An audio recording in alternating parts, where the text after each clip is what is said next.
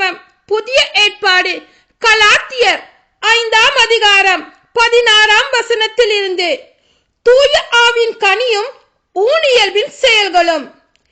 எனவே நான் சொல்லுகிறேன், தூய ஆவின் தூண்டுதலுக்கேற்ப வாழுங்கள், அப்போது ஊனியல்பின் இச்சைகளை நிறைவேற்ற மாட்டீர்கள்.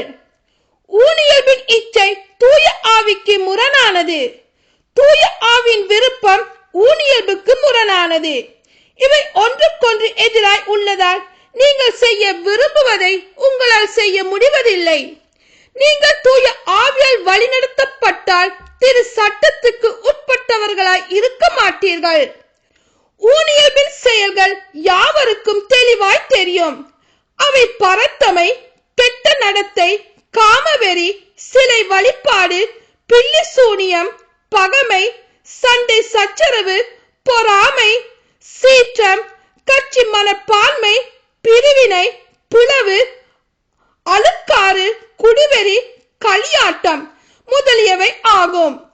இத்தகையவற்றில் ஈடுபடுவோர் இறை ஆட்சியை உரிமை பேராக அடைவதில்லை என்று நான் ஏற்கனவே சொன்னேன். அதையே இப்போதும் மீண்டும் சொல்லுகிறேன். ஆனால் தூய ஆவியின் கனியோ அன்பு, மகிழ்ச்சி, அமைதி, பொறுமை, பரிவு, நன்னயம், நம்பிக்கை, கனிவு, தன்னடக்கம் என்பவை ஆகும்.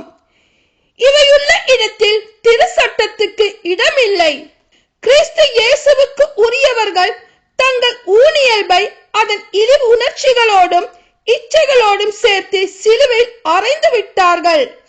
தூய ஆவியின் துணையால் நாம் வாழ்கிறோம். எனவே அந்த ஆவி காட்டும் நெறியிலேயே நடக்க முயலுவோம்.